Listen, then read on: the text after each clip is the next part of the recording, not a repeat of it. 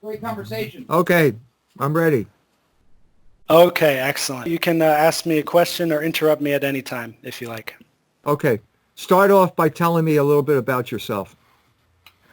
Yes, sure. So I think we are kindred souls. I have also been fired as a teacher for exercising virtue, is what I would call it, as I would describe your situation. You were basically just being virtuous. You're being a standard Catholic, and you were fired. And I was fired for complimenting one of my students, and they called it, sexual harassment, against a female and all this stuff. Totally made it up. So my career as a teacher in America lasted about 4 months. My career as a psychologist lasted about 1 month. I was fired for opening the door in the wrong way. That's not symbolism. That's the actual story that happened. So, but I love teaching. And a few months or years later, I read this is just 1 year later, when I was about 24, I read the Bhagavad Gita, and then I had a profound mystical experience with Paramatma, the super soul himself. And then I found myself in Thailand, and then Vietnam, and then China, and I've been staying here ever since. It's a good culture, and I'm allowed to teach here, and Okay. that's good enough for me. You're teaching English? Yeah, I'm teaching English. I've taught all ages, and I'm hoping to start teaching ethos or Bhagavad Gita, anything that's a bit more, with substance. But for paying the bills, English is great. Okay. Do you speak Chinese? Yeah, I speak, I'd say upper beginner, lower intermediary level. Okay. Good. Okay. Fire away. Cool. So I figured we'd start out with Genesis in ancient China. That's a good place to start. So I just discovered this a few weeks ago. This is the best example of logos in history I've ever seen. This is amazing. So the important stories of Genesis are actually codified into the Chinese characters themselves. Have you seen or heard about this before? No. I know about the Tao. I've heard about the Tao, but that's all I know about. Okay, you'll absolutely love this. Okay, so this is the biggest smoking gun. I've got a few more characters that are my favorite, but can you see the cursor here? I do. Yeah, I see it. Okay, so this means tree. So we have one tree and then another tree, two trees next to each other, and a woman underneath. This means lust or greed or a strong desire. So I think by now you know which part of the Genesis this refers to. Yes. Of course, this is Eve, and under the tree of life and the tree of knowledge of good and evil. Now, this is the biggest smoking gun because for not just ancient Chinese people, but for any person at all to write a pictograph to show lust or greed using two trees and a woman, what are the odds that could happen without hearing the Genesis story? So give me a number. What are the odds? I'm not a gambler. You'll have to make up the odds yourself. But it does seem interesting. I'll say like negative 1,000% or something.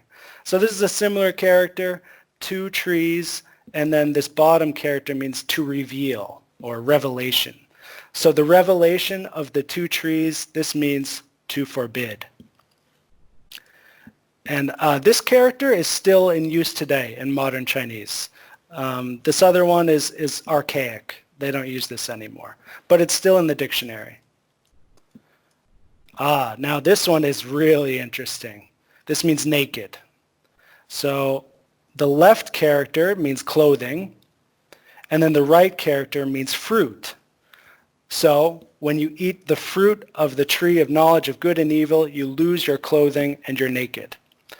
This is another smoking gun to me because if you don't know the Genesis story, how can you, why would you write fruit next to clothing to show naked? It doesn't make much sense, right?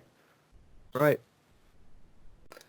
And okay, so here we are at the Tower of Babel. So this one is a bit more complicated. I'll do it stroke by stroke. So we start out with people, that means people, the number 1, and then a mouth. So this means the people speaking one language, united. So this character here, this means unite. People speaking one language, that means unite. And then on top here, this one means grass. And then this one means clay. So the people were united with one language. They put grass and clay together to build the Tower of Babel. And here is the word for divide. This is very common character. You can see that it's the root word for minute, as in 10 minutes, also for flour, like rice flour. This is all over the place. So the top part just means the number 8. These 2 lines, that means 8. And then this means knife. So there were 8 generations that led to the Tower of Babel, and they were divided by the knife. And then here's the grand finale, the last one. Oops. So this character here, this is all one character. This is traditional Chinese.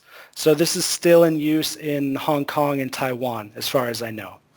The top part means lamb. That's the sacrificial lamb, of course. And the bottom part is very common. It just means I, or we, or us, or me. It's the pronoun for I. Now what's really interesting is I means a hand with a spear.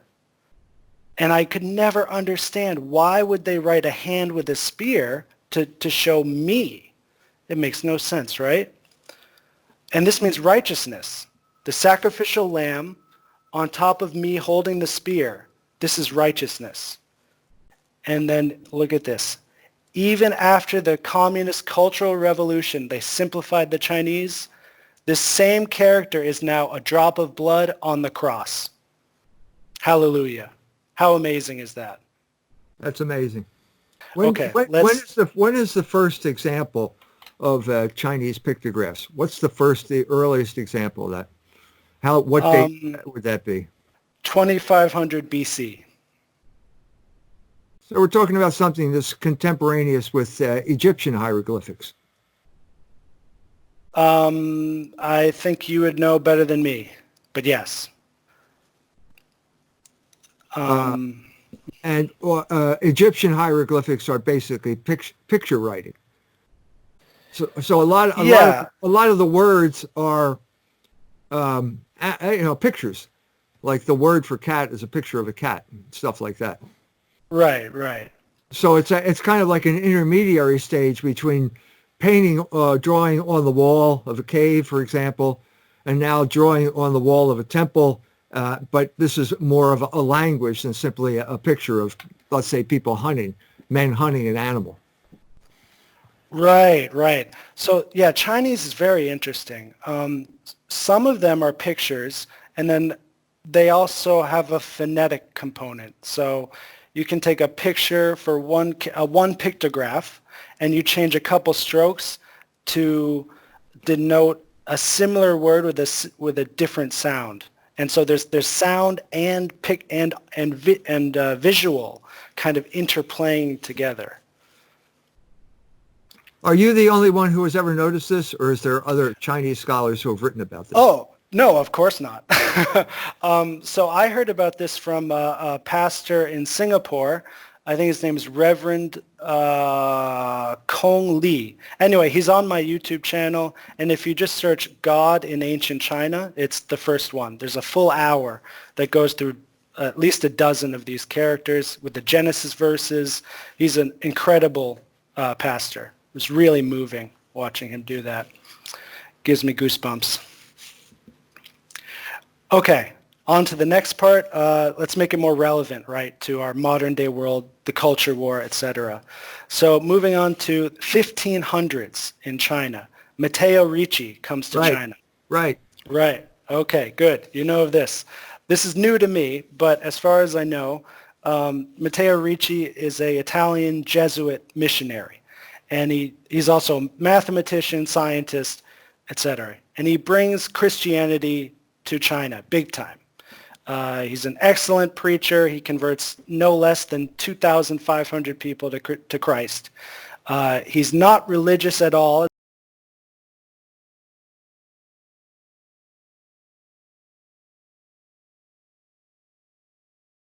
As far as I know, he even dresses as a Taoist and Buddhist monk to fit in.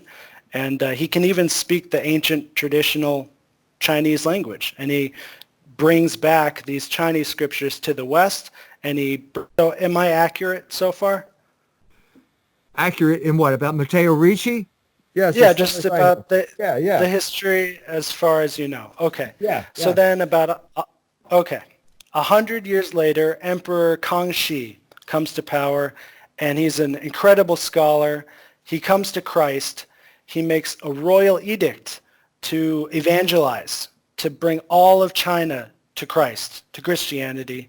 And what gets in the way? But, Pope Clement XI and the other Western missionaries of that time, they accused the Chinese of worshiping their ancestors, and, their Chinese language is demonic, and they're very dogmatic, etc. Right. So what ends up happening... It's called the Chinese rights controversy. Yes, exactly. And so, and in one foul sweep, I think that's the right idiom, he makes another royal edict to ban all future Western preachers coming to China. So I think this is one of the most significant events in recent history, because imagine China today if it was totally Christian for the past 400 years. We're looking at a totally different humanity, right? Yes, although there is a significant Catholic population in China. Yes, that's true. Both above ground and underground. Yes, that's true. So I do have the exact quote from the emperor, if you'd like to hear it. Yes. The emperor says, quote, "I have concluded that the Westerners are petty indeed. It is impossible to reason with them because they do not understand larger issues as we understand them in China. There is not a single Westerner versed in Chinese works, and their remarks are often incredible and ridiculous. To judge from this proclamation, their religion is no different from other small bigoted sects of Buddhism or Taoism. I have never seen a document which contains so much nonsense. From now on, all Westerners should not be allowed to preach in China to avoid further trouble," unquote. And then this is the letter that the Emperor Kangxi sent to the Pope Clement XI. Quote, "You have corrupted your teachings and disrupted the efforts of the former Westerners. This is definitely not the will of your God, for he leads men to good deeds. I have often heard from you Westerners that the devil leads men astray. This must be it," unquote. One of the tragedies of human history. This is 100 years after Matteo Ricci. Right. All right, so to make a modern culture war corollary, we have these, I call it like the sin of bad preaching. So, when you're trying to preach your faith, and sometimes you do a good job, sometimes you do a bad job. But if you do such a bad job that you take away other people from the faith, I just want to ask you, like, just how bad is this? Is this possibly worse than atheism? It just seems so terrible to me. It's a tragedy, as you say. So I don't know. Can you talk more on this? Yeah. First of all, we're talking about a time when Christendom is now completely divided and engaged in a civil war. And the situation in Japan was basically you had the Dutch East India Company coming over and trying to monopolize trade with the East, and their enemy was the Catholic Church. And so they spread all sorts of slanders about the Catholics, specifically the Jesuits in Japan, and that led to a persecution of the church in Japan, which is Sosuke Endo covers it in his book Silence, and Martin Scorsese just did a movie based on that episode in history. In terms of China, it's one of these things I keep thinking, one of these days I'm going to do some real serious research into the Chinese rights controversy. And up till now, I haven't done it. So all of the stuff that I know is basically peripheral to something else. But I do know that Matteo Ricci was very enthused by the concept of Tao at the beginning when he first arrived in China. And as far as I know, the Genesis is translated, in the beginning there was Tao, which is different than all of the Western translations. All are basically, in the beginning there was the Word. And that's completely mysterious because no Western language, a modern language, has the richness of ancient Greek, specifically the ancient Greek word logos. And so part of why I wrote this book is to resurrect all of the richness of the word logos.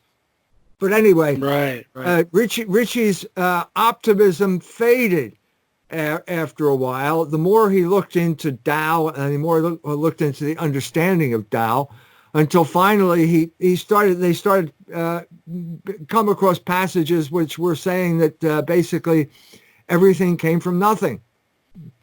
And this was considered the part of the Chinese cosmology.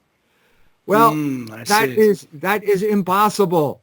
We with the modern version of everything coming from nothing is known as Darwinism, where everything comes from nothing. Okay, let's get this straight right now. Nothing comes from nothing.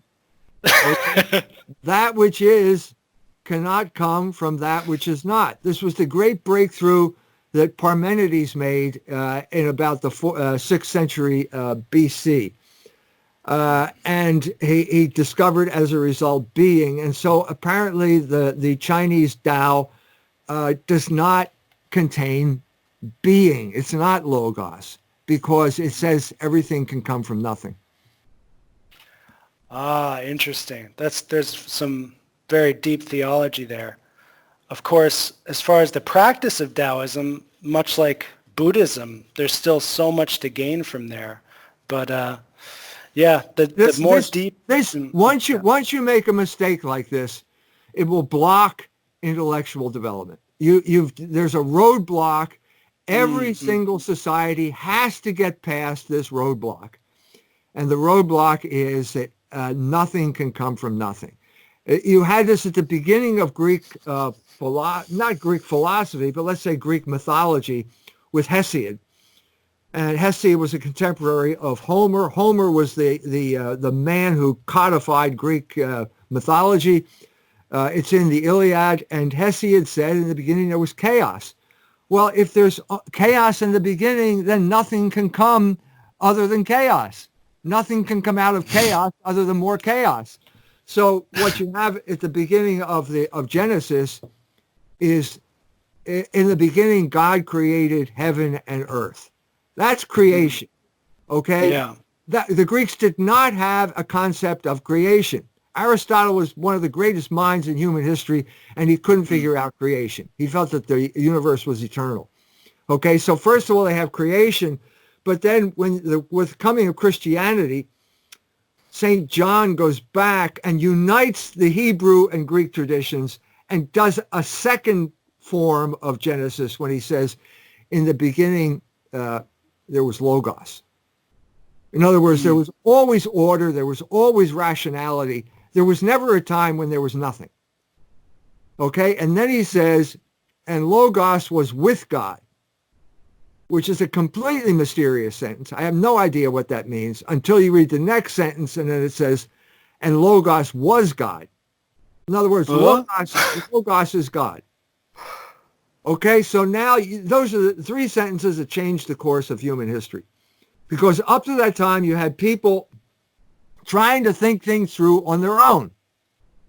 And they reached an impasse. The greatest achievement was the Greeks, the early Greeks, and they reached an impasse where basically Aristotle contradicted Plato, and that was the end of philosophy as we know it. But Christianity comes, and suddenly everything gets resurrected. That contradiction gets resolved with those three sentences. Because now Logos, the Greeks had no idea that there was creation. They had an idea that there was an order to the universe, but they didn't know how it got there.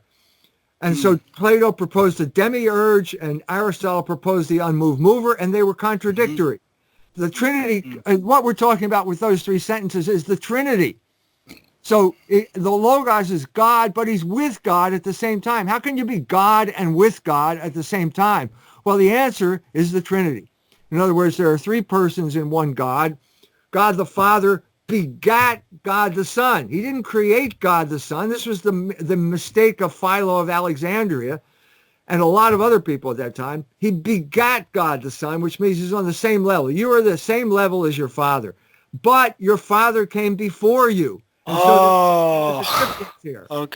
Okay. And then the two of them are in love.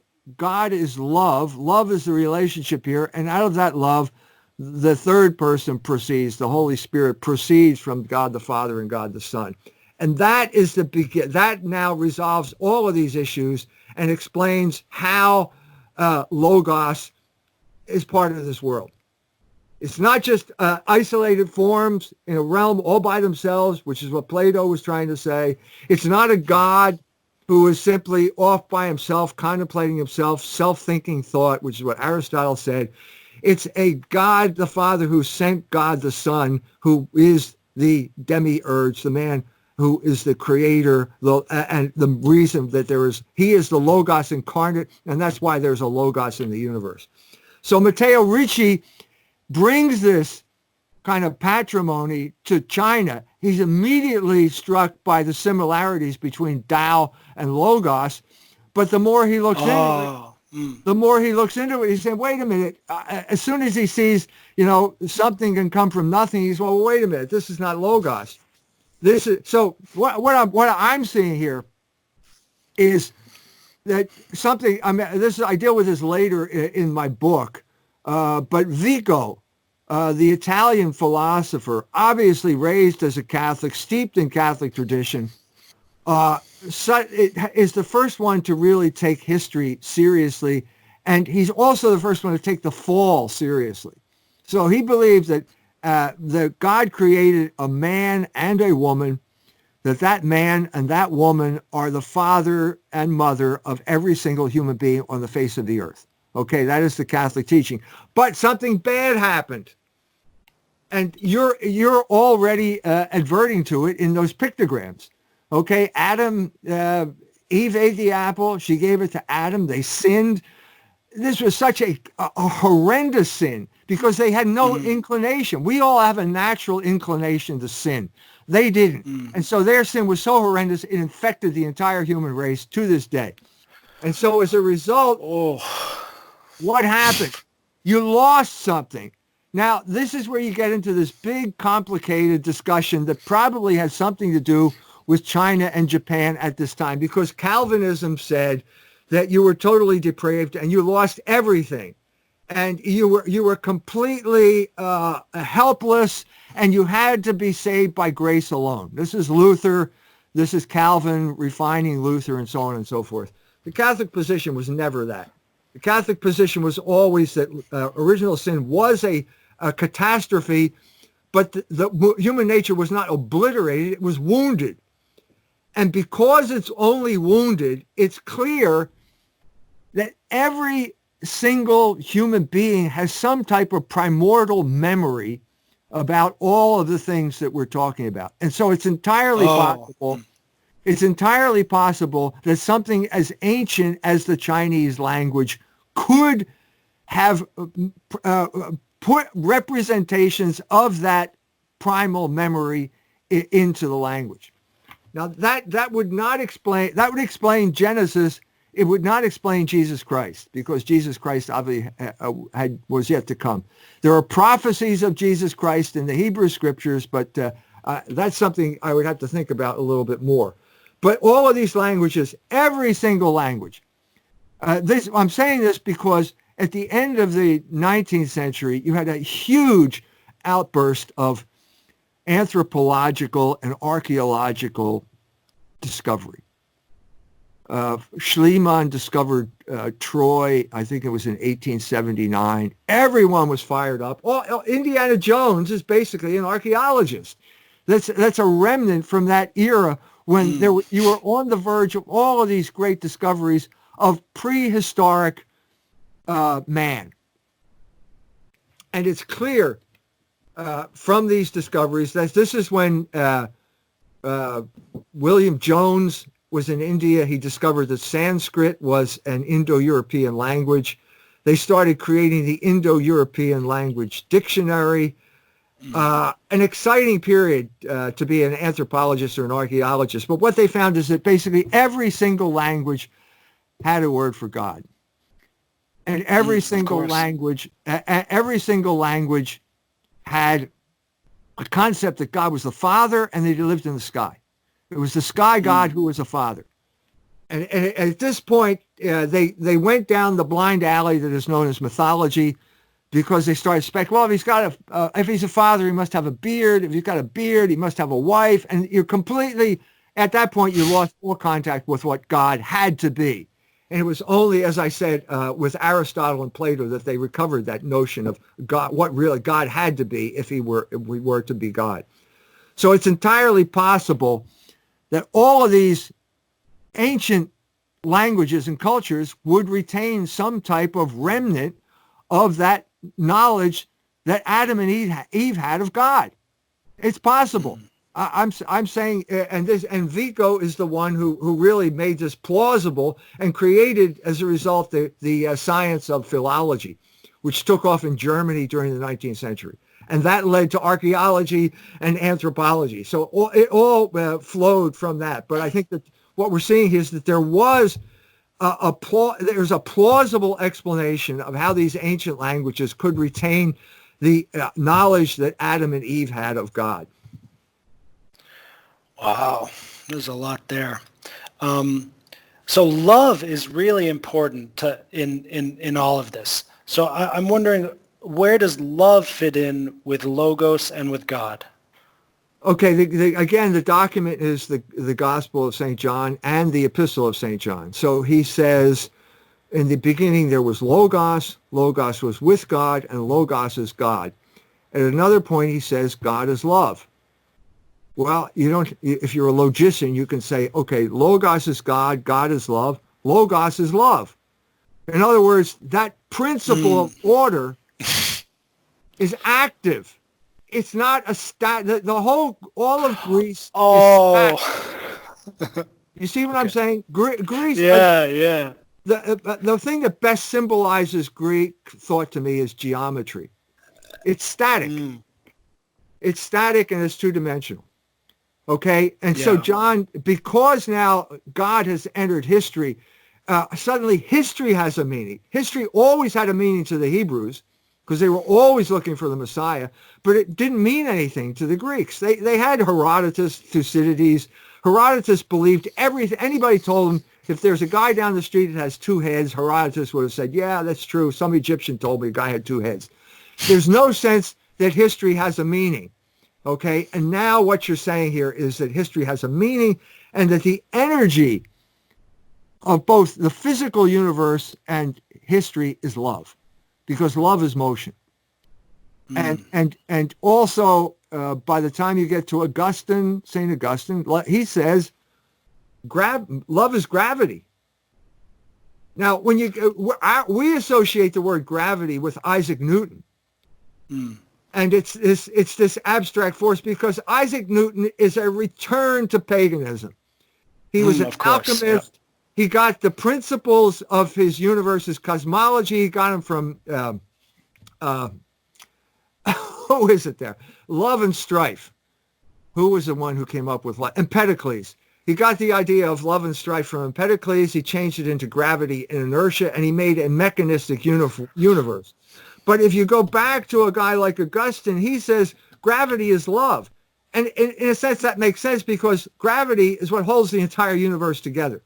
So in this earlier vision, you have this cosmic love, which embraces everything and holds everything together. But it's dynamic because it keeps it in motion as well. And that's a much more sophisticated understanding of gravity and love and logos than anything proposed by Newton or anybody in the scientific tradition after him. Yes, much more sophisticated indeed. Next, I want to talk about baptism.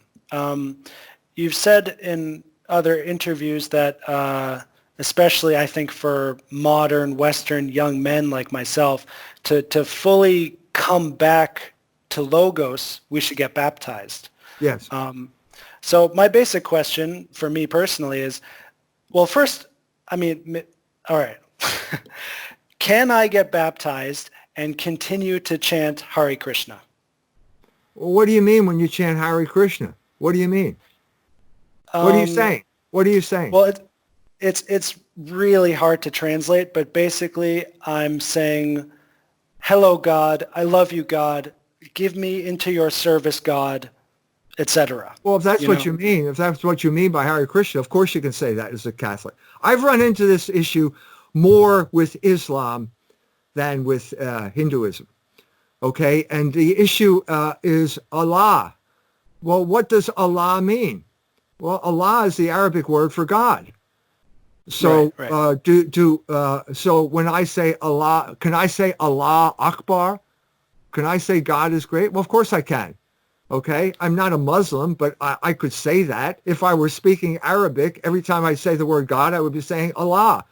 I think it goes deeper than that because unlike Hinduism, Islam is a monotheistic religion, which means we are worshiping one God.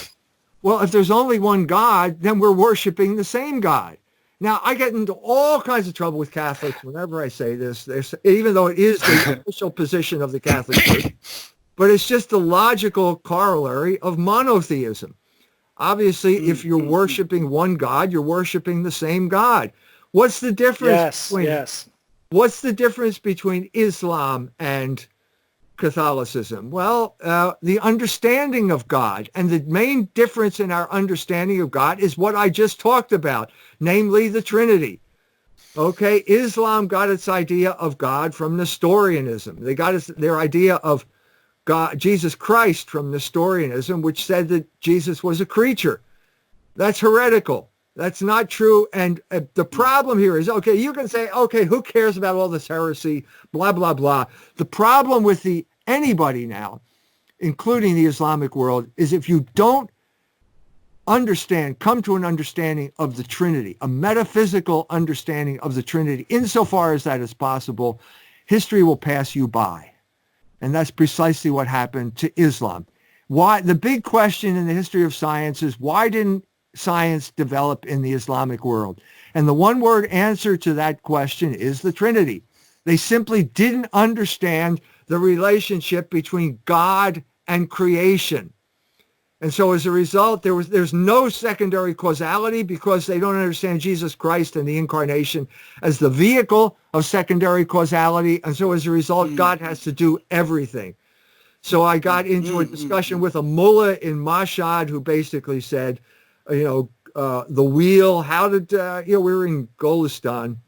How did the wheel come about? Well, I was trying to explain how that could come about naturally. And he said, no, a prophet explained how to create the wheel. I said, a prophet? This is like 13,000 BC. Where there were no prophets around? No, a prophet did, because in effect, God is the sole causal agent. There is final causality. There's no efficient causality in Islam. And as a result, science could not develop there. Now, to go to Hinduism, this is a different situation, a completely different situation, because you have 33 million gods in India. Okay? Wait, 1 sec there. So my All right. Hinduism is, it's basically a nonsense word because not only are there 33 million gods, there's so many different sects and ways to practice. Now, mine is called Vaishnavism, which means I worship Vishnu as the one God. Okay. It's totally monotheistic, and as far as I know, it's the most personal monotheism out there. We know exactly what God looks like, his skin color, the length of his arms, what he said, etc. Now wait. We are on the right track now. God has to be one. Okay, there is no way around that. The only question is, how is he one? That's where and when you tell me that Vishnu, you can tell the color of his hair and so on and so forth. That reminds me of Jesus Christ, except that I don't know the color of Jesus' hair. I don't know the color of his eyes, because the descriptions we have of his life on earth never got around to saying that. So then I understand. Let me back off there. Tell me how you know the color of Vishnu's eyes or the color of his hair. Well, it's revealed in the scriptures. But let me also just say, by Vishnu is the one God, but Vishnu, of course, has many avatars, many incarnations. So we believe the Buddha is an avatar of Vishnu. Krishna and Rama and Chaitanya, they are all avatars and personal incarnations of Vishnu. So they are actually not, they are non-different from Vishnu, but they are,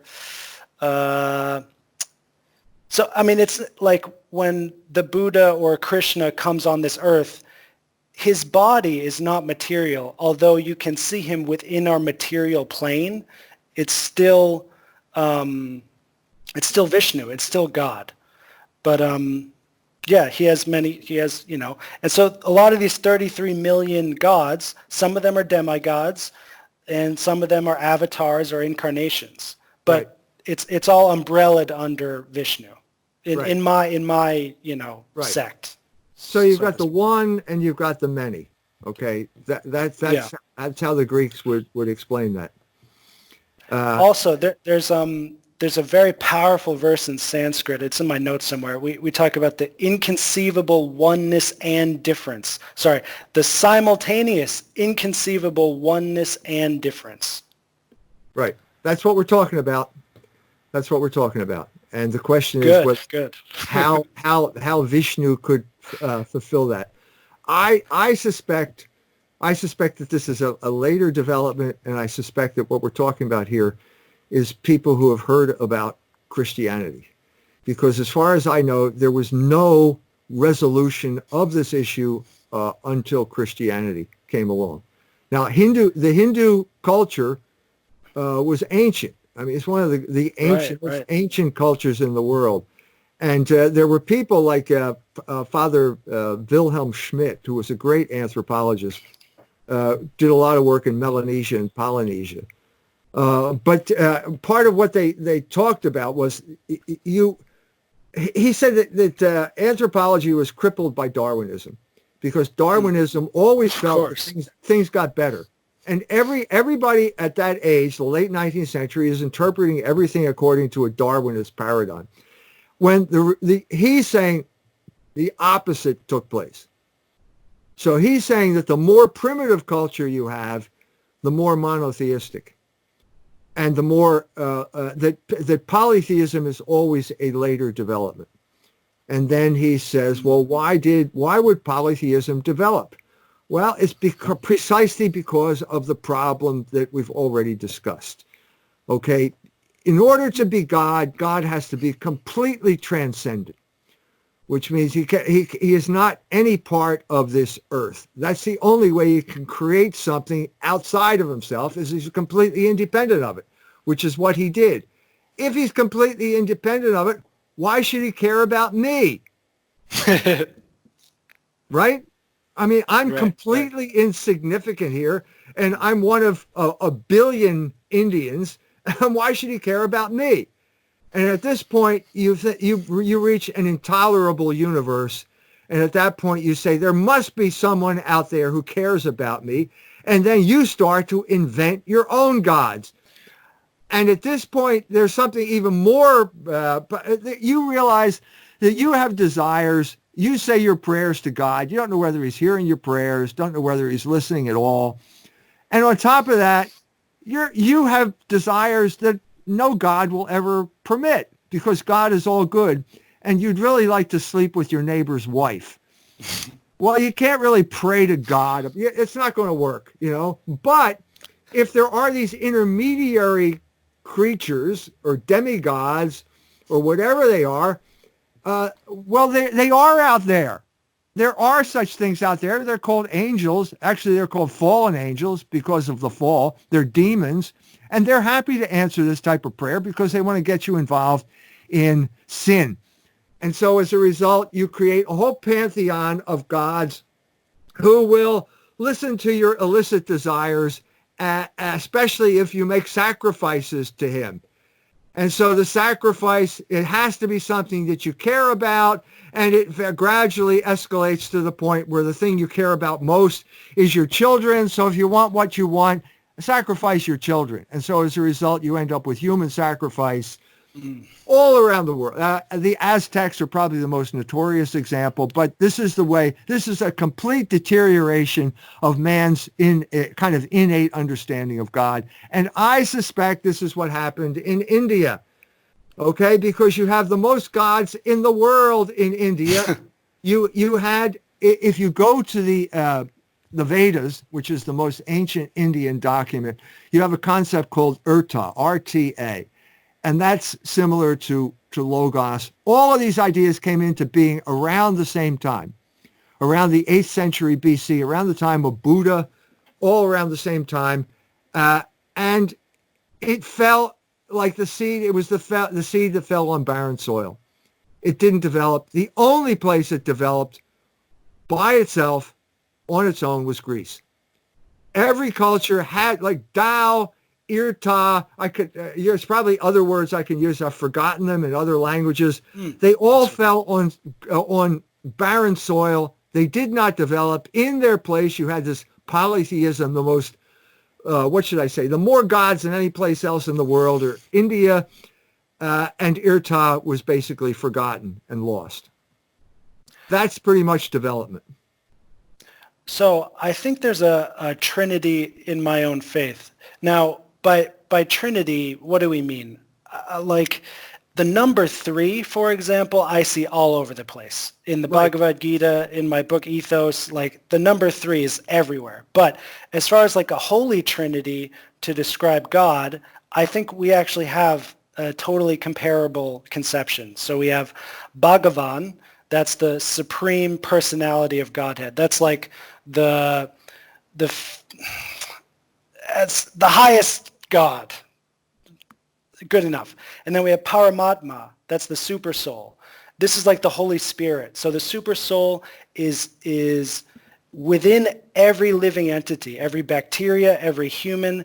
It's sitting right next to the eternal soul, and it's witnessing what the soul is doing and guiding it, and etc. And then there's the Brahmajyoti, which is the impersonal radiance of God.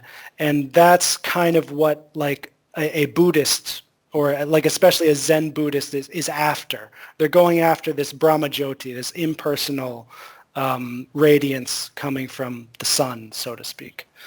So do you think that has the same effect or utility as the Catholic Christian Holy Trinity? No, if you're talking in terms of utility, which means getting results, the answer is no. Okay, but if you're talking about, there is an explanation for this. It's called, what I've already talked about, that we are one human race that comes from two people that had some type of supernatural understanding of God in a way that we will never have it. And there are traces of the Trinity that have been not just passed on in terms of these ideas in language, but also in nature itself. So you would have what the Greeks call them is logoi spermatikoi, ratios seminalis in Latin. These are fertile words what should I say, sperm, seminal words. In other words, words that can kind of, concepts that are there. And the Trinity is part of nature because it's a manifestation of the Trinity of God, and God created that nature. So it's obvious that there's going to be some aspect of the Creator in nature itself. And so the question would be, well, where is it? Well, where is it? And you could say, well, what about a shamrock? That's what St. Patrick said. It's like 3 in 1. But I think that the principle. Let me back up here. Hegel understood this. I deal with Hegel in the book. Hegel says that the motion of history is basically dialectical, and it means it's in 3 parts. So there's thesis, antithesis, synthesis. An sich, für sich, an und für sich. And that is the mechanism of human history. That's complicated by a long, complicated thing that I won't get into here, but I'm saying Luther screwed up his own insight into the Trinity because of his reliance on Lutheran theology. But there is the closest manifestation that I would say of the Trinity in the world that we live in, the natural world, is the family. Because as I said, God the Father begat God the Son. And that's the only analogy you can use is human procreation. You're always going to get in trouble if you try and use human terms, natural terms, to describe something that's completely supernatural. But the one place where it does work is the family. Father begetting Son, and then Father and Son coming together in love, and out of that proceeds the Holy Spirit. That's the human family. And that means, to get to the point of this, that the human family is the best expression of ultimate reality in the world. And the book that I wrote talks about this in conflict. I'm saying love is the ultimate reality. And the family and the Trinity are both expressions of love. And that is on the right track. And the wrong track is the one that was taken by Democritus in science, which says that ultimate reality is little balls bumping into each other, or big balls spinning around the sun, or however you want to describe it. That is known as materialism. It's a dead end, and it's been a tragedy for human history ever since Democritus came up with the idea of atoms in the void. So what you're saying is I need to make some babies in the name of God. That's it? That's a good idea. That's always a good idea. That's always. I'm telling everyone to do this. I've been telling 20-year-olds to turn off their computers, find a woman, get married, have children. So you're right. I've been telling everyone to do this. Because that's the closest way, the closest we can come to imitating God on this earth. Yeah. Because it's creation. Well, it's procreation, okay? But it's a form of creation, and that's the one attribute that God has. He creates something out of nothing. He created the entire universe out of nothing. And when we beget father-children, when we beget children, we're close to we're imitating God. That's as close as we can. I don't want to get into theology here, but on a natural level, that's as close as you can get. Fair enough. Wow. So I'm always thinking about East and West, as I'm a Westerner living in the East. It seems like Logos is an excellent summary of the West. And for the East, it seems like the East is Dharma. You know that word. Tell me again. I've heard the word many times. Tell me what Dharma is. So Dharma can mean duty, can mean religion, can mean law. But also Dharma refers to like the Platonic form. So the Dharma of fire is heat and light, and the Dharma of man is essentially self-realization, using rationality. That's form. That's what Plato would call form. So basically, and the best example of form would be the soul is the form of the body. The soul is the form of the body. What Plato didn't understand, that's Aristotle's definition. Plato felt that the soul was an angel living inside a machine called the body. He said it was like a pilot in a ship. That's a crude misunderstanding of the soul. The soul, when he says form, he means first act, which means if the body were a hatchet, the soul would be chopping. If the body were an eye, the soul would be seeing. That's a very sophisticated concept, and it seems similar to what you're saying when you talk about Dharma. Okay, so going on along with that, you've also said before that, Islamic countries, also India, Persia, China, these Eastern nations, especially that didn't get logos, their development was stalled, right? Now, is that just like from a economic perspective? Is there more than that? Because what I see from living in Asia for all these years is that they're actually superior to us in terms of family and religion and work. I mean, not always. Like, of course, the Germans and we have some excellent workers in the West, but and morals, like the Eastern nations can maintain their moral order for much longer, I think, than the West. And it's like, sure, in the West we have all this like great power, innovation, but in my home country of America, I mean, it's so degraded. Even. You're right. You're right. So the big question is, what do you mean by the West? What do you mean? Do you mean Michel Foucault, or do you mean St. Thomas Aquinas?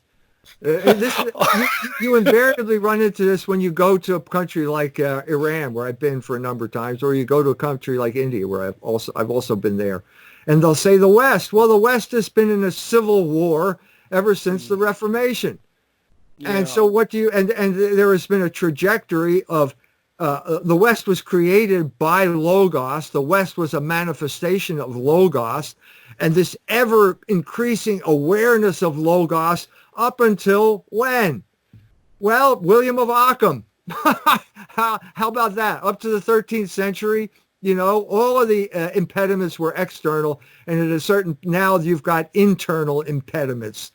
You've got a tradition of anti-Logos, and the main proponent of anti-Logos in the West was Martin Luther.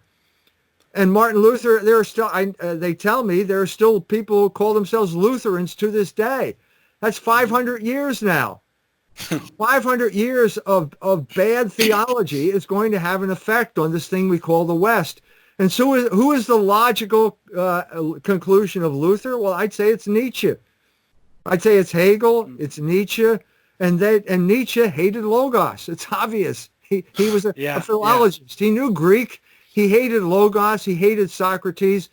He hated what he called Christ Socrates. That's shorthand for Logos. So what's the West? What do you mean by the West? We are the best and the worst. Ah, yes, exactly. That's exactly how I pictured it in my head. The top and the bottom, and then this slow and steady kind of engine that just bumbles along. That's the East. It's really boring, actually, but it's really good at maintaining and sustaining. Yeah, look at Islam, for example. They're off in the desert by themselves, and they preserve a traditional culture. So there's all this argument about the women in Iran. Should they be forced to wear the hijab, which is a head covering? Well, that's traditional dress. We're used to people walking around half naked here, and we don't understand traditional dress here. No woman would ever, at the time of the 19th century, no woman would ever go out of the house with her head uncovered.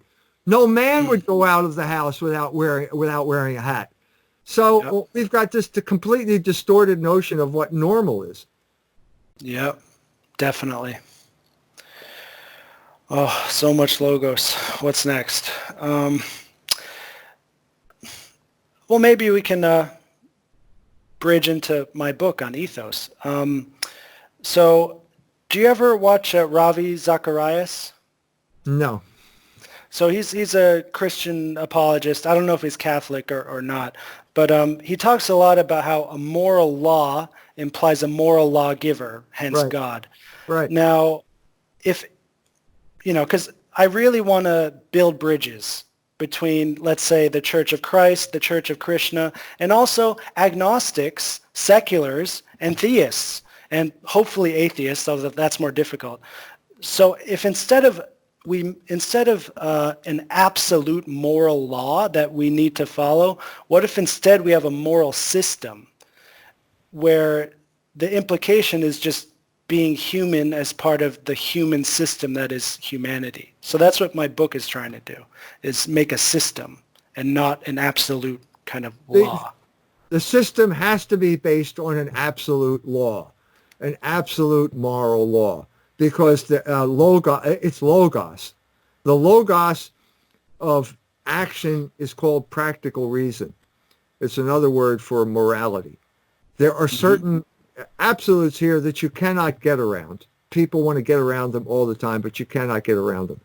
So yes, so the point of the discussion we're having now is that there are people all over the world who are in communication with each other, and they're trying to come up with some type of understanding of how is this possible? What is the operating system that allows us to talk together? It's internet, it's the English language, but is there something deeper than that? And I'm saying, yes, there is. It's called logos. And I described that in all of its ramifications in the book that I've written. So it is absolute. There's no way to get around it. It is absolute. People have understanding of it that is confused, but that doesn't change the nature of logos, which is immutable principles in the mind of God. Okay, so what are those absolute moral laws at the metaphysical ground, so to speak? What are those absolute laws, and how do you express them without God? To an agnostic, you cannot to an express atheist? them without God. Because God is not an article of faith. God is an article of reason. I agree with that. Yeah. I will prove, I did this to an Indian boy, but I basically prove that there has to be a God. So we have to start with the existence of God. Okay? And God is the source of all things that are good and true. These are the transcendentals. Every action we make is to achieve the good. Because we were created that way by God. Okay? So how do you achieve the good as an individual? That's called ethics. There are certain rules that you have to follow based on your existence as a human being. So you have a body. The body has certain organs. The organs have a certain logos. So if you want to achieve the good in terms of your stomach, you have to limit the amount of food you take in according to rational principles. You have to limit the amount of drink you take in, especially if it's alcoholic. Otherwise, you will lose your rationality. Same thing is true of sexuality. Sexuality has a logos to it. It's created for procreation. Okay? That's how you follow these laws, and that's how you achieve the good as an individual. As a family, it's according to you would call it, the Greeks call it economics, or the law of the household, or what we would call economics in some sense or other. And then finally, the final way you achieve the good is part of a state, and that's known as politics. So these are the three ways that you achieve the good. So a lot of what you were like, as far as limiting how we eat and sex and all this stuff, that's all covered by Aristotle's virtue ethics. Right. But at no point does Aristotle mention God. So what do I do with that? Well, it wasn't clear to him what the God's relationship was to creation. That's why he didn't mention it. That's all been cleared up by the Trinity and the Incarnation. So, but he was smart enough to understand. I mean, Aristotle's understanding of ethics was basically archery. Yeah, yeah. Basically, you have the bow and arrow. There's a target. You can miss it by going to one side or miss it by going to the other. The idea is to go right down the middle, so you can be someone who laughs too much. in which case you're a buffoon, or you're someone who doesn't laugh at all, and that's wrong too. You have to go right down the middle. That's the whole point of the Nicomachean ethics. Mm-hmm. Exactly. Okay. My next question here is unbelievably consequential and personal to me. And I've seen Owen Benjamin talk about this a little bit recently. When we see someone who acts like an animal, let's say, or like a zombie, or like a demon, or an NPC, maybe you've heard of that meme, what does this mean? Are they really that thing? Even like if we can prove whatever, are they really that thing? If so, if not, how do we treat someone when we really perceive them to be in like a different metaphysical category? Does that make sense? Well, you can't be in a different metaphysical category. Everyone is every man is a rational creature. We all have the same identity in terms of what our nature is. But metaphysically, yes. Yeah, but you can corrupt that nature by choosing evil repeatedly to the point where you're not pleasant to be around. Now, the best thing that happens here is that they are not happy being around themselves either. And so oftentimes they come out of it and they realize, I'm miserable. Why am I miserable? We saw this just this past month with young men who are addicted to pornography and are completely disgusted with themselves and are looking for a way out. You help them by explaining them what this is, which is basically that pornography is a form of control, and there is a way out, and the way out is the Logos. You can have a successful life if reason controls your passions. Pornography has been created to have passion overwhelm your reason, and that's a recipe for disaster. Yeah, well, you're preaching to the choir. I agree with everything, but good. I got to shut down here because I got to do something. But we've been at this for over an hour, and I think we've had a meeting of the minds here. I think East has met West here. I hope so. That was one of my main intentions in contacting you. And obviously I'm not 100% Eastern, but yeah. Good.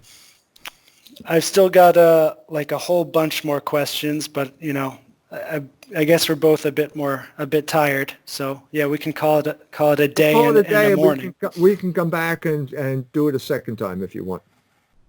That would be really excellent. Thank you so much. You're welcome. My pleasure. Okay. Take care. God bless. Thank you.